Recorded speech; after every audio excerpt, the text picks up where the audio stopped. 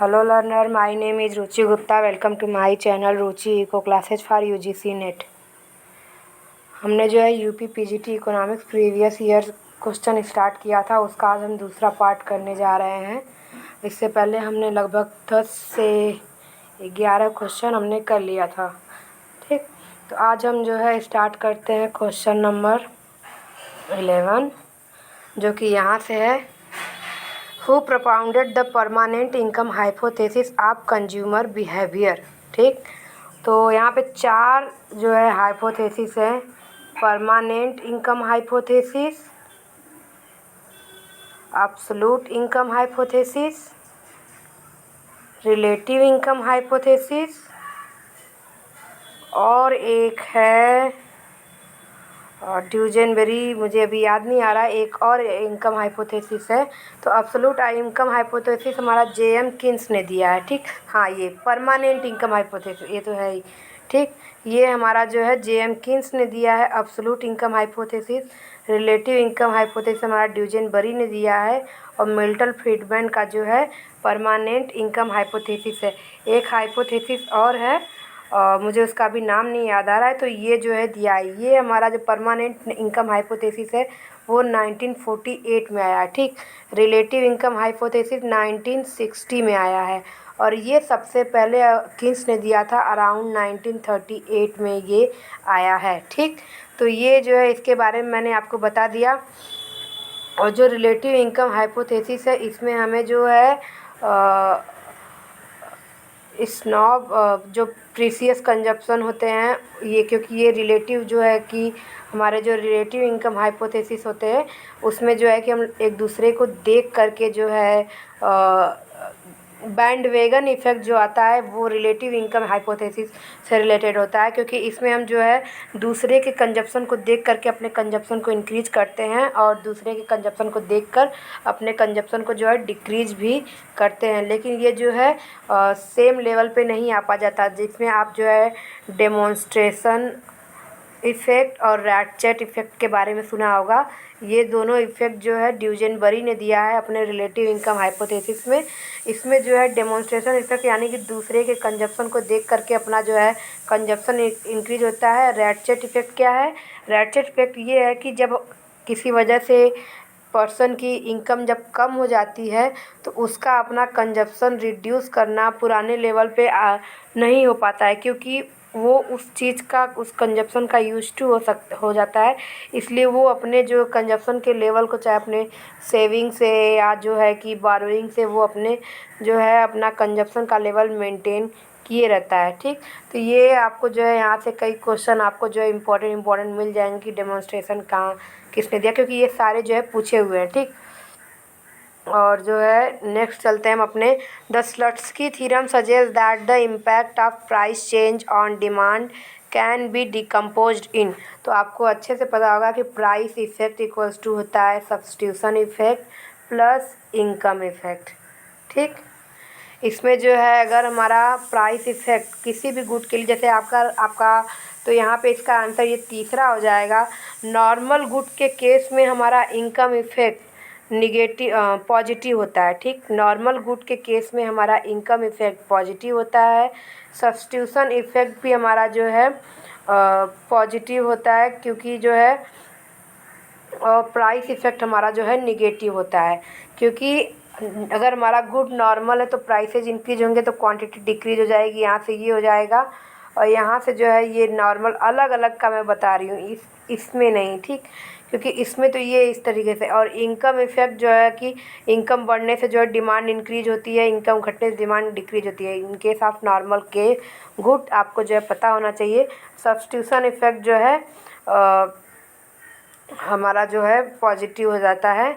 और फिर यहाँ से हम जो है एक हमारा होता है प्राइस इफेक्ट और एक होता है हमारा substitution effect in case of necessity good हो गया हमारा गिफिन और इन्फीरियर। ठीक, अब हमारा जो है बचा क्या, गिफिन और इन्फीरियर। तो प्राइस इफेक्ट जो होता है हमारा गिफिन के केस में जो है और इन्फीरियर के दोनों में हमारा जो है निगेटिव हो जाता है। मतलब हमारा income effect is greater then substitution effect is in case of हमारा इन्फीरियर, और जो है income effect is less than substitution effect in case of हमारा जो हो जाता है गिफिन गुड। ठीक, लेकिन ये जो है दोनों निगेटिव ही होते हैं, दोनों ही निगेटिव होते हैं, और इनको जो है आप ऐड करेंगे तो प्राइस इफेक्ट हमारा जो है पॉजिटिव हो जाता है, यानी प्राइस, क्योंकि गिफिन का क्या है, वो कॉन्सिपिशियस कंजप्शन है, और जो है क्योंकि प्राइस बढ़ने पे इनकी डिमांड जो है बढ़ जाती है, और इन्फीरियर में जो है निगेटिव होती है। एक काम करती हूँ मैं, इस इनकम इफेक्ट और जो है कि सब्स्टिट्यूशन इफेक्ट और income effect, substitution effect, price effect पे जो है मैं एक वीडियो डाल देती हूँ, जिससे आपके जो है कन्फ्यूजन जितने भी होंगे कि कौन से गुड का क्या साइन होता है, ये मैं आपको एक वीडियो डाल देती हूँ, जिससे कि आपको जो है डाउट हो तो क्लियर हो जाए, क्योंकि ये बहुत ही इम्पॉर्टेंट है और पूछता है पेपर में। ठीक, तो आपका ये क्लियर हो जाएगा। नेक्स्ट चलते हैं, मैं आपको जो है आज या कल में ही डाल दूंगी, वो जल्दी से जल्दी जितना हो जाएगा मैं डाल दूंगी। अरिथमेटिक एवरेज में भी डिफाइन एज, तो अरिथमेटिक एवरेज जैसा कि आपको पता होता है कि हम जो हमारे जितने ऑब्जर्वेशन होते हैं, ठीक, जितने हमारे ऑब्जर्वेशन होते हैं वो उसको, और जो है टोटल नंबर ऑफ ऑब्जर्वेशन से डिवाइड किया जाता है, यानी अगर हमारा 2, 4, 3, 6 है तो इन चारों को ऐड करके डिवाइड बाई 4 कर देंगे तो हमारा जो है अरिथमेटिक मीन आ जाता है या एवरेज आ जाता है। ठीक, next question, which measure is use to analyse the extent of inequality in any country, तो गिन्नी कोफिशिएंट और लॉरेंज कर्व जो होता है वो हमारे मेजर किया जाता है, उसके थ्रू जो है इनइक्वलिटी को मेजर किया जाता है। ठीक, तो गिन्नी कोफिशिएंट यहाँ पे हो गया। Percentage of population below poverty line in India in 2011-12 was, तो 21.9% ये इंडिया में है। और इसके बारे में जो है कि आपको मैं यहाँ पे बता देती हूँ कि the percentage of person below the poverty line in 2011-12 has been estimated as 25.7% in rural areas और 30.7% इन अर्बन एरियाज़, ये आपको पूछ सकता है। और 2021 का जो हमारा एस्टिमेट जो है कि सर्वे हो रहा है वो अभी तक ऑफिशियली आया नहीं है। ठीक, तो हमें जो है 2011-12 का ऑफिशियल है तो वही पूछ सकता है। 21.9% for the country as a whole. ठीक, तो हमारा आंसर क्या आ गया, 21.5%। The respective ratio for the rural and urban areas were 41.8% and 25.7% and whole 37.2% in 2004-05 में ये था रेशियो, और 2011-12 में ये था। और जो वर्ल्ड बैंक ने कहा था कि 2011-12 में वर्ल्ड बैंक ने कहा था कि यहाँ पे पॉवर्टी इंडिया में अराउंड 12% है, यानी अगर हमारा जो 2021 का एस्टिमेशन आएगा, सर्वे आएगा, तो उसमें ये और भी रेशियो कम हो जाएगा, जो 21.5% है वो और भी कम आ जाएगा। ठीक, balance of payment of a country is computed on the basis of, तो इससे रिलेटेड जो है मैंने वीडियो भी करा रखे हैं बैलेंस ऑफ पेमेंट के और अरिथमेटिक मीन के, तो मैं सारे वीडियो के लिंक डिस्क्रिप्शन में डाल दूंगी, आप वहाँ से कर लीजिएगा। ठीक, और जो है मैं यहाँ पे बता ही रही हूँ। तो बैलेंस ऑफ पेमेंट के जो है 2 पार्ट होते हैं, देखिए यहाँ से कई क्वेश्चन, बहुत इंपॉर्टेंट पार्ट है, बहुत सारे क्वेश्चन बनते हैं। ठीक, तो बैलेंस ऑफ पेमेंट के जो है 2 अकाउंट होते हैं, एक तीसरा अकाउंट भी बोल सकते हैं फाइनेंशियल, जो कि हमारा कैपिटल में आ जाता है, तो करेंट अकाउंट और कैपिटल अकाउंट। ठीक, करेंट अकाउंट और जो है हमारा कैपिटल अकाउंट, ये हो गया। करेंट अकाउंट में हम जो है अपने जो है ट्रेड को लेके आते हैं, import export, revenue from investment, और जो हमें बाहर से जो है कि हमें असेसमेंट मिलती है, वो सारी चीज़ें आ जाती हैं। कैपिटल में हमारा जो है कॉमर्शियल बोरोइंग आ जाता है, एफडीआई आ जाता है, पोर्टफोलियो इन्वेस्टमेंट आ जाता है। ठीक, तो इस तरीके से हमारे कंपोनेंट जो है हमारे आ जाते हैं बैलेंस ऑफ पेमेंट में। ठीक, एक चीज़ याद रखिएगा कि अगर हमारी फॉरेन कंट्री से इन्वेस्टमेंट हो रही है, ठीक, बहुत ही इम्पॉर्टेंट है, फॉरेन कंट्री से इन्वेस्टमेंट हो रही है तो वो जो है हमारा आता है कैपिटल अकाउंट में, और हमारा जो है रिवेन्यू फ्रॉम इन्वेस्टमेंट हो रही है, यानी कि अगर हमने जो है कहीं इन्वेस्ट किया है और उससे हमें जो है इन्वेस्टमेंट मिल रही है और रिवेन्यू मिल रही है, तो वो हमारा जो है आता है करेंट अकाउंट में। ठीक, तो ये बहुत ही इम्पॉर्टेंट है, कंफ्यूजिंग भी है, पूछता है। तो यहाँ पे आंसर हमारा 4 हो गया, क्योंकि हमारा export, import, external assessment, FDI and portfolio ये सारे भी हो पाते हैं, लेकिन यहाँ पे ये कैपिटल अकाउंट को अच्छे से इंक्लूड नहीं किया है सिवाय इस कॉमर्शियल बोरोइंग के, जबकि कैपिटल अकाउंट में मेनली एफडीआई और एफपीआई आते हैं और कॉमर्शियल बोरोइंग भी हमारे जो है प्लस इसमें कर देंगे, लेकिन मेनली यही आते हैं, तो इसलिए हम चौथा ऑप्शन लेंगे। ठीक, इसके बाद नेक्स्ट क्वेश्चन चलते हैं। देखिए, deficit balance of trade in India imply, यानी हमारे बैलेंस ऑफ ट्रेड में घाटा क्यों हो रहा है? क्यों? क्योंकि हमारे जो है इम्पोर्ट जो है ज़्यादा हैं और एक्सपोर्ट हमारे जो है कम है, यानी एक्स हमारा जो है कम है। तो consistently our export have been lower than import. ठीक, और ये वाला जो ऑप्शन है our import are consistently lower than export, ये गलत है।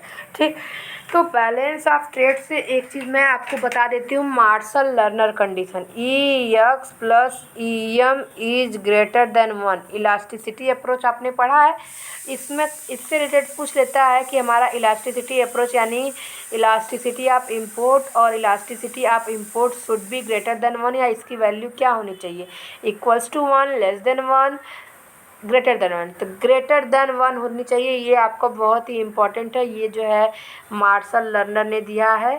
ठीक, ये जो है मार्शल लर्नर ने दिया है, और ये हमारा डिवॉल्यूएशन जो होता है, डिवॉल्यूएशन यानी हम अपनी वैल्यू, अपनी करेंसी की वैल्यू को कम करते हैं। ठीक, तो वो तभी इम्पैक्टफुल होता है जब हमारा ये कंडीशन फुलफ़िल होता है, यानी कि हमारा एक्सपोर्ट जो है ज़्यादा होगा और इंपोर्ट कम होगा। यानी कि डिवैल्यूएशन का मतलब क्या होता है कि हम अपनी वैल्यू को कम करते हैं, अपनी करेंसी की वैल्यू को कम करते हैं, यानी कि हमारी जो चीज़ें होंगी, जो इंपोर्ट होगा वो विदेशों के लिए सस्ता हो जाएगा, और अपने कंट्री में नहीं, सॉरी, जो हमारा एक्सपोर्ट होगा वो हमारा जो है चीपर हो जाएगा कंट्री, फॉरेन कंट्री के लिए, और हमारा जो इंपोर्ट है वो हमारे कंट्री के लिए महंगा हो जाएगा। ठीक, तो डिवैल्यूएशन तभी सक्सेसफुल होता है जब हमारा एक्सपोर्ट जो है ज़्यादा हो जाता है और इंपोर्ट हमारा जो है कम होता है, और वो जो है E X plus E M is greater than 1 पे ही depend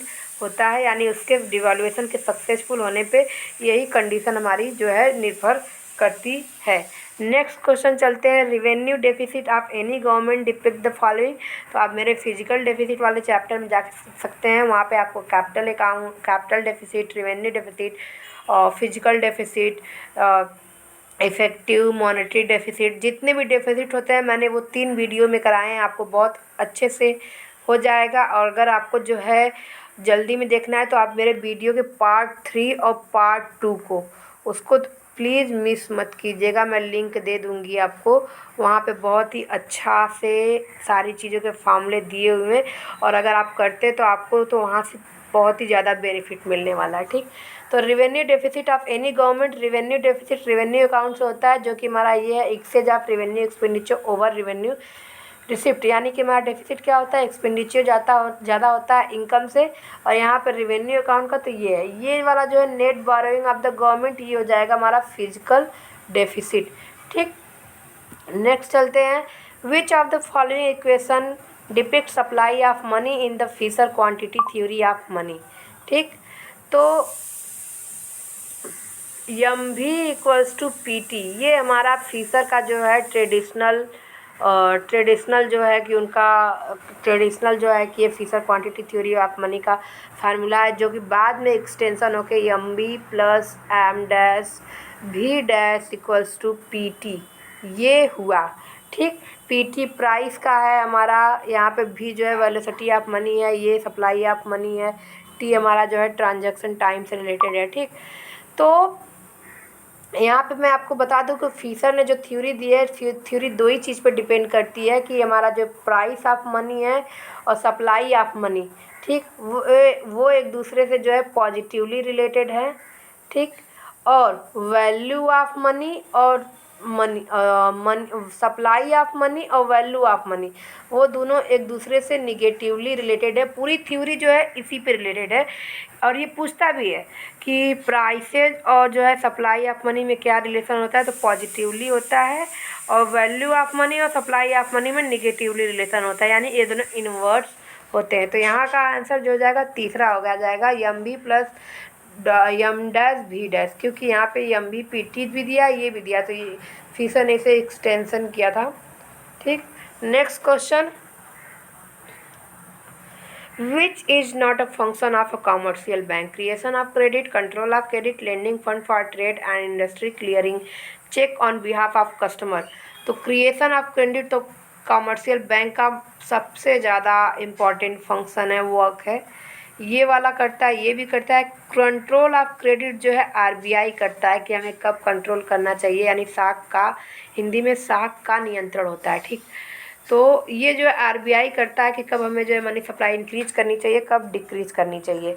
among the following which not an important function of money, तो जैसा कि आपको पता होगा कि मीडियम ऑफ एक्सचेंज ये जो है फंक्शन ऑफ मनी है, मेजर ऑफ वैल्यू भी फंक्शन ऑफ मनी है, मोड ऑफ डिफर्ड पेमेंट यानी कि अभी हम फिक्स कर लेते हैं, फ्यूचर में देते हैं पेमेंट, वो भी हमारा जो है फंक्शन ऑफ मनी, ये नहीं है except third all of the function of money, तो तीसरा हमारा नहीं है। नेक्स्ट चलते हैं, which of the following is not included in the variable cost of production. तो अगर आपको नहीं पता होगा तो आप इस क्वेश्चन को पढ़ेंगे तो भी आपको समझ में आ जाएगा। Excise duty, transportation cost, wages, interest on fixed capital. तो आपको अच्छे से पता है कि जो फिक्स्ड होता है वो वेरिएबल होता ही नहीं है। ठीक, और जब वेरिएबल होगा नहीं तो वेरिएबल कॉस्ट ऑफ प्रोडक्शन में इंक्लूड कैसे होगा, तो ये आंसर थर्ड हो जाएगा हमारा। नेक्स्ट चलते हैं, perfect competition in that market situation in which. तो परफेक्ट कंपटीशन का भी मैंने 1-2 दिन पहले ही वीडियो डाला, जिसमें there are large number of firm होते हैं, ऑल फर्म जो है प्रोड्यूस करता है आइडेंटिकल और से homogeneous product, entry of new firm is unrestricted यानी कि फ्री एंट्री होती है। ठीक, and all of the above condition prevail यानी कि सारी की सारी कंडीशन अप्लाई होती है इन परफेक्ट कंपटीशन। तो चारों सही हैं। In economics optimum scale of production implies that level of output. ठीक, लेवल ऑफ आउटपुट वेयर जहाँ पे long run average cost is minimum and LAC N equals to MC, यानी कि आपका जो है परफेक्ट कंपटीशन में P equals to A R equals to M R ये हो जाता है। ठीक, हॉरिजॉन्टल टू एक्स एक्सिस, ये हमारा जो है एम सी हो गया।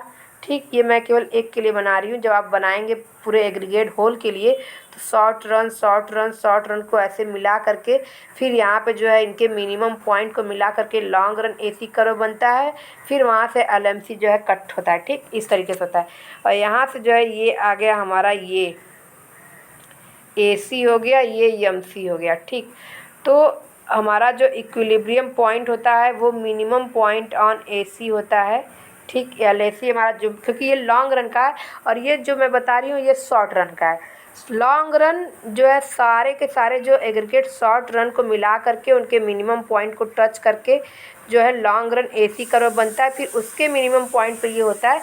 मैं आपको शॉर्ट रन के एक डायग्राम को बता रही हूँ कि यहाँ पे जब एलएमसी एसी और एसएमसी कटते हैं तो यहाँ पे दोनों इक्वल होते हैं। ठीक, और यहाँ पे जो है कि हमारा ऑप्टिमम इक्वेशन कब होगा, जहाँ पे हमारा एसी मिनिमम होगा। तो शॉर्ट रन एसी मिनिमम को जितने सारे हैं मिला करके जब बन जाते हैं तो लॉन्ग रन एसी, और फिर उसके जो है मिनिमम पॉइंट को जब ये इस तरह से होता है, ये ऐसे और ये ऐसे। ठीक, तो यहाँ पे जो है हमारा मिनिमम पॉइंट ऑफ एसी होता है और ये हमारा एमसी होता है, और इस पॉइंट पे अगर आप कट होता है तो ये दोनों इक्वल होते हैं। ठीक, तो यहाँ पे फर्स्ट आंसर सही हो जाएगा। नेक्स्ट जो है कि अब हम जो है नेक्स्ट वीडियो में करेंगे। तो अगर आपको वीडियो पसंद आए तो चैनल को लाइक करें, सब्सक्राइब करें, बेल आइकन को प्रेस करना ना भूलिए, जिससे आपको आने वाली वीडियो की नोटिफिकेशन मिल जाए।